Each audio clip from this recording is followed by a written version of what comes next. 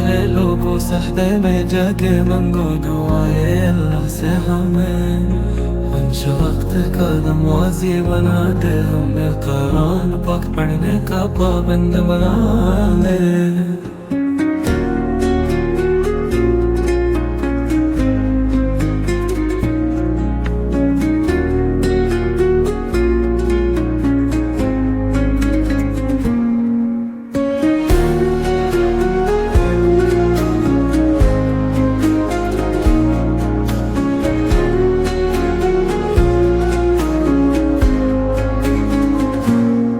प्यारे लोगों सजदे में जाके मंगो दुआए अल्लाह से हमें। पांच वक्त का नमाजी बना दे, हमें कुरान पाक पढ़ने का पाबंद बना दे।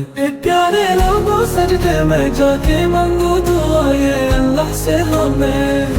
पांच वक्त का नमाजी बना दे, हमें कुरान पाक पढ़ने का पाबंद बना दे।